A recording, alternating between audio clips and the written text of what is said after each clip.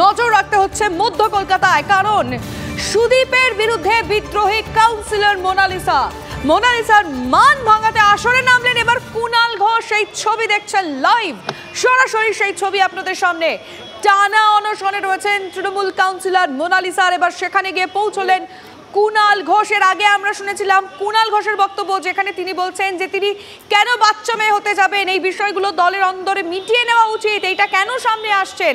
আমরা চলুন সরাসরি স্পটে নজর রাখি। দীক্ষা ভূঁইয়া আমাদের সঙ্গে রয়েছে। দীক্ষা, দেখো আমরা দেখতে পাচ্ছি যে 49 নম্বর ওয়ার্ডের কাউন্সিলর মোনালিসা বন্দ্যোপাধ্যায়, তিনি এখানকার যে এমএলএ এবং সাংসদ তার বিরুদ্ধে কিন্তু মুখ খুলেছিলেন। এবং তিনি শুধু তাই নয়, সুদীপ বন্দ্যোপাধ্যায়ের যে ক্রিগ্রোতে যে কার্যালয় রয়েছে সেখানেও তিনি কিন্তু অবস্থান করেছিলেন, কিন্তু পরবর্তী ক্ষেত্রে তিনি সেখান থেকে তার যে ওয়ার্ড রয়েছে অর্থাৎ সুরেন্দ্রনাথ কলেজের উল্টো দিকে তার যে দলীয় যার যে ওয়ার্ড রয়েছে সেখানে তিনি তার দলীয় কার্যালয়ের বাইরে অবস্থান বিক্ষোভ এবং অনশন করছিলেন। আমরা সেই ইন্টারভিউ নিয়েছিলাম। আমি একটু সরাসরি কুণালকে দেখাতে বলবো যে আজও কিন্তু সেখানে মোনালিসা রয়েছেন এবং সেখানে কুণাল ঘোষ এসেছেন এবং লোকাল যারা স্থানীয় নেতৃত্ব তারাও এসেছেন এবং কুণাল ঘোষ তার সাথে কথা বলেছেন এবং কথা বলছেন এই মুহূর্তে।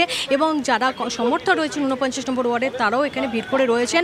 আমরা কুণাল ঘোষের সঙ্গে অবশ্যই একটু কথা বলবো, কিন্তু এখন কীভাবে আলোচনাটা চলছে, তাদের মধ্যে আলোচনাটা হয়েছে, সেই আলোচনাটা চলছে এবং তারপরে কিন্তু আমরা সেই কথা বলতে পারবো। এবং এটাও ঠিক যে সামনে যেহেতু লোকসভা ভোট রয়েছে এবং তার মধ্যে এই যে একজন কাউন্সিলর বসে রয়েছেন তার যে প্রভাব তার ভোটে পড়বে, সেটা কিন্তু আগের দিনেও তিনি বলেছিলেন। সেই কারণেই কুণাল ঘোষ আজকে এসেছেন এবং আলোচনা করতে বসেছেন, সেটা আমরা বুঝতে পারছি। এবং কুণাল ঘোষ এই মুহূর্তে কথা বলেছেন কাউন্সিলরের সঙ্গে এবং তার কি ফল বেরিয়ে আসছে সেটা আমি কুণাল ঘোষের সঙ্গে কথা বলে জানাবার চেষ্টা করবো আমাদের দর্শককে, যে তিনি মোনালিসার সঙ্গে কথা বলেছেন সমাধান সূত্রের মধ্যে থেকে কি বেরিয়ে আসছে। চলে সেটা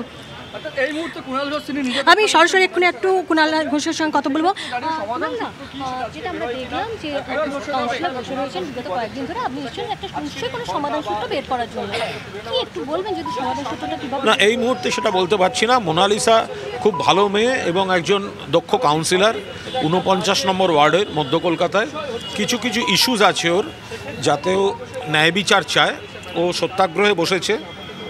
এবার সেই জায়গায় এতদিন হয়ে গেছে, এই গরমের মধ্যে শারীরিক প্রবলেম হওয়ার, রক্তচাপ কমা যেগুলো হওয়ার সেগুলো হচ্ছে।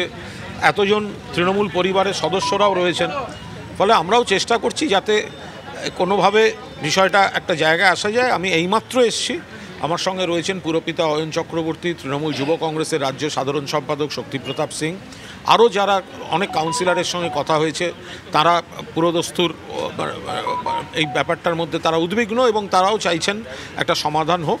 একটু সময় দিন, একটু কথা বলি।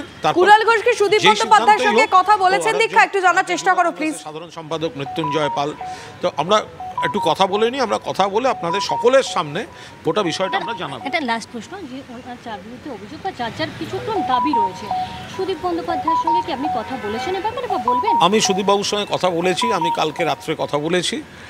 কি কথা হয়েছে সেগুলো ওকে জানিয়ে আমরা কথা বলে আমরা একটা আপাতত দেখো সকলেরই উদ্দেশ্য হচ্ছে সবাই মমতা বন্দ্যোপাধ্যায়ের নেতৃত্বে, অভিষেক বন্দ্যোপাধ্যায়ের সেনাপতিত্বে মোনালিসা একজন দক্ষ সৈনিক, ফলে তার যে আবার ইস্যুস আছে সেগুলো নিশ্চয়ই তার কাছে গুরুত্বপূর্ণ। ফলে সব দিকটা কীভাবে কি করা যায় সেটা আমরা একটা আলোচনা চালাচ্ছি।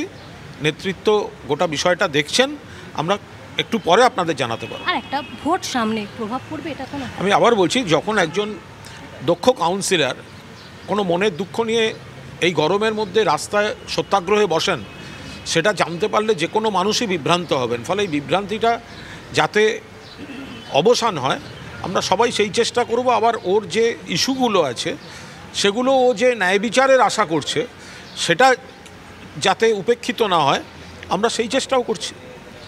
মোনালিসা, আপনি কি বলবেন? এই মুহূর্তে কুণাল এসেছেন, আপনার সাথে কথা বলতে কাউন্সিলর এসেছেন, অয়ন চক্রবর্তী বা যুব যারা নেতা রয়েছেন তারাও রয়েছেন, অন্যরাও আমরা পাশে দাঁড়িয়েছেন, আপনি কি বলবেন এই ব্যাপারটা? আমার ভালো লাগছে যে কুণালদার মতন একজন সিনিয়র নেতৃত্ব এসে আমার সাথে যে ছদিন উনি বলছিলেন যে উনি জেলা সফরে ছিলেন, সঙ্গে সঙ্গে এসে যে আমার সাথে কথা বলতে এসছে, এই জেস্টারটাই আমার কাছে অনেক, আমার মনে হয় প্রাপ্তি। আজকে তৃণমূল কংগ্রেস মমতা বন্দ্যোপাধ্যায় আর অভিষেক বন্দ্যোপাধ্যায়ের যে আদর্শে যে করি, এটাই কিন্তু একটা প্রমাণ যে সিনিয়র নেতৃত্ব যে এরকম গুরুত্ব দেয় আমাদের মতন কাউন্সিলরদেরকে, আর এইভাবে আমাদেরকে যে এগিয়ে চলার কথা বলে, সেটা একটা পজিটিভ একটা ভাইব্রেশন পেয়েছি। আর কিছু ডিসকাশন আছে যেটা কুণালদার সাথে একটু করার আছে আমার। তারপরে মনে করতে পারি যে আপনি যে কারণ নিয়ে বসেছিলেন সেটা কোথাও একটা সমাধান খুব তাড়াতাড়ি বেরিয়ে আসবে। দেখুন, সমাধানটা না যতক্ষণ সমাধান হচ্ছে সেটা বোঝা যাবে, ঠিক আছে? ফিল্ডে যখন নামবো তখনই তো বলতে পারবো। কিন্তু এই মোমেন্টে একটা ডিসকাশনের জায়গায় আছে। যখন কুণালদা এসছে, এত রেসপেক্টেড লিডার, তার সাথে একটা আলোচনা করি, উনি কি বলছেন, ওনার কি অ্যাডভাইস আছে, এবার আমারও কিছু বলার আছে। এটা একটা কনক্লুসিভ একটা নিশ্চয়ই একটা রেজাল্ট হবে। দেখলে আমরা কথা বললাম যিনি কাউন্সিলর 49 নম্বর ওয়ার্ডের গত 6 দিন ধরে যিনি সত্যাগ্রহে বুঝতে পারলাম। রেখা, তুমি নজর রাখো। আমরা এই মুহূর্তে বিজেপি নেতা সজল ঘোষের সঙ্গে যোগাযোগ করেছি টেলিফোন লাইনে। সজল বাবু, আপনাকে স্বাগত TV9 বাংলায়।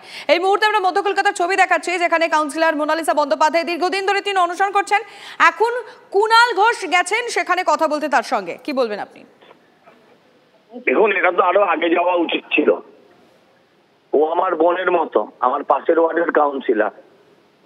হ্যাঁ, এখন রাজনীতির বিভাজন হয়েছে আলাদা কথা। আমি ওদের পরিবারের সঙ্গে আমরা বিভিন্নভাবে যুক্ত বহুদিন ধরে। আমার বাবা, ওনার বাবা সহকর্মী ছিলেন। দল ওদের খেয়াল রাখে না, দল কিছু কান কাটা। ওর যার বিরুদ্ধে লড়াই তার নাম হচ্ছে কান কাটা দেবু। দল কান কাটাদের ভালোবাসে। যাদেরকে মানুষ ভোট দিয়েছে, যাদেরকে মানুষ জিতিয়েছে আমাদের বিরুদ্ধে, হয়তো তাদের কোনো গুরুত্ব নেই দলে। যারা টাকা পৌঁছে দেয়, যারা কলেজে অ্যাডমিশনের টাকা যারা নেতাদের ঘরে পৌঁছে দেয়, তাদের জন্য ওরা, তাদের দল তাদের পেছনে থাকে।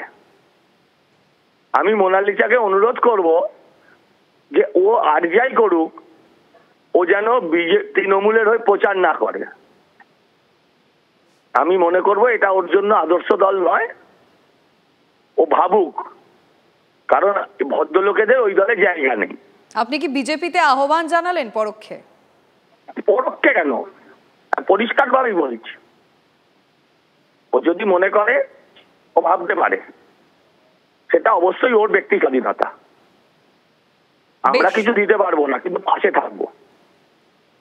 বেশ, অনেক ধন্যবাদ সজল বাবু আপনাকে। বিজেপি নেতা সজল ঘোষ তিনি পরিষ্কার করে জানিয়ে দিলেন, কাউন্সিলর মোনালিসা বন্দ্যোপাধ্যায় যিনি এই মুহূর্তে বিক্ষোভ এবং সত্যাগ্রহ আন্দোলনে বসেছেন, তিনি বিজেপিতে চলে আসুক, কোনো অসুবিধা নেই। কিন্তু যে দলে আছেন সেই দলে কোনো সম্মান পাচ্ছেন না। যাকে জনতা ভোট দিয়ে জিতিয়েছে তাকে সম্মান দিচ্ছে না দল।